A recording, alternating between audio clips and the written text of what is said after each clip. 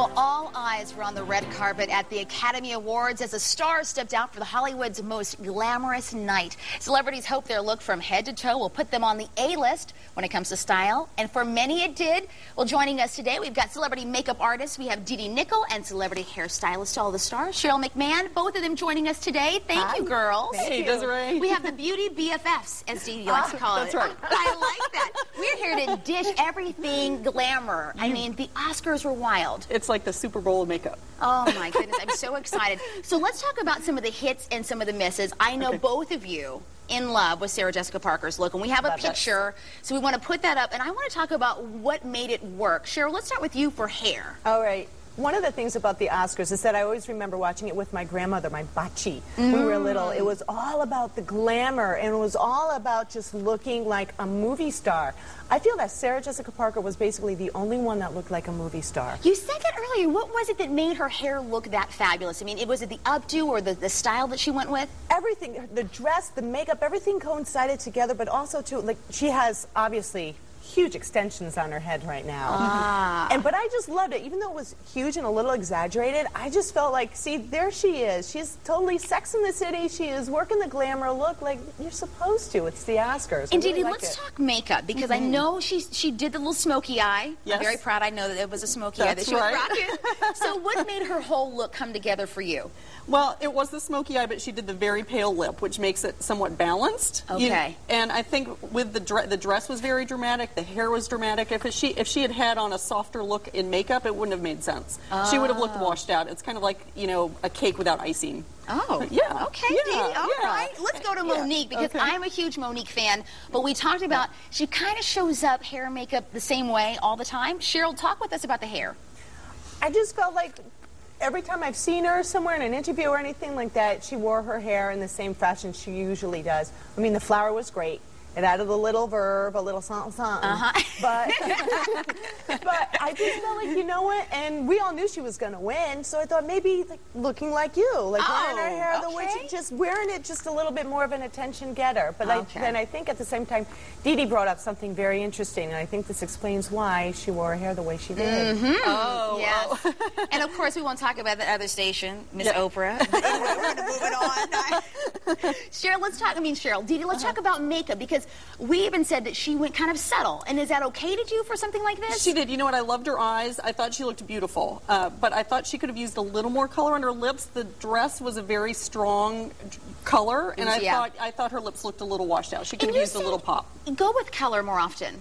Yeah, sure. And, you know, she had a stronger eye, so I think she could have done a little bit more on her lip. You can look at me all day, Dee, because you did my makeup. I did. Okay, we're going to move it on. Right. Let's go to Sandra Bullock now if we can, because, again, did really well. And, you know, she was another stunning woman to look at. What made her hair work for us, Cheryl?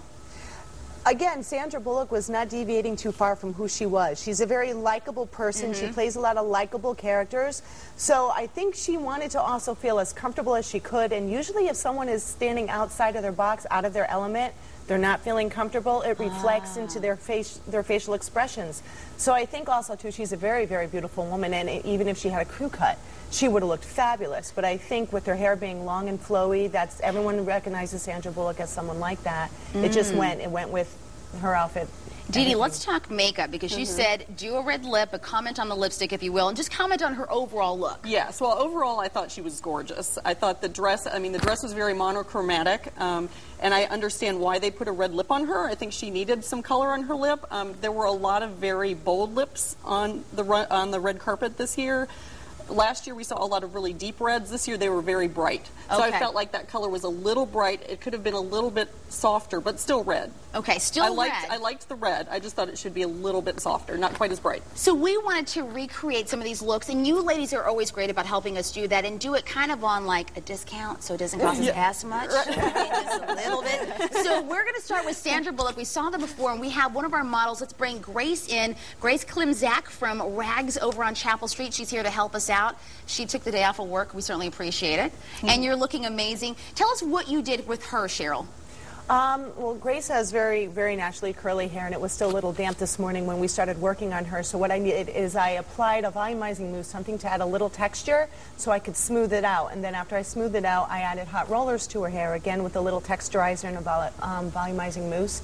And I just let the rollers just on the ends. Okay. And then just a little bit of teasing around the part area, and then just using some pomades to just smooth it out and just twirl it around over her shoulder. Cheryl, you do a lot of the teasing, and you almost need that. Is it because you need the height?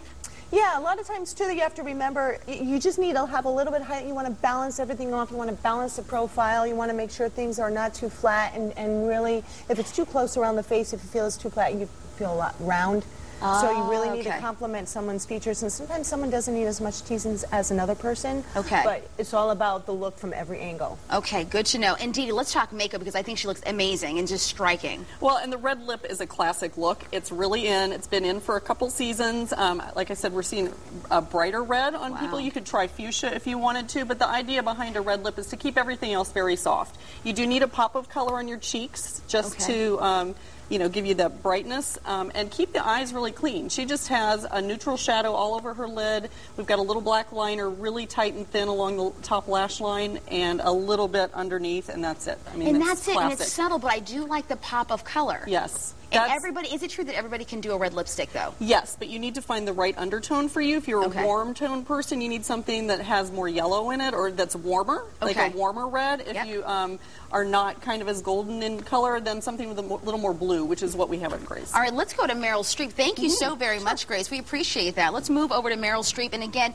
not necessarily looking like Meryl Streep, but we wanted to recreate the elements in terms of her hair and makeup. And Cheryl, I want to start with you. What did you do with her hair? What I did is, with Meryl, Meryl looked like she just had thrown up, and she had nice little curls and a little swoosh in the front.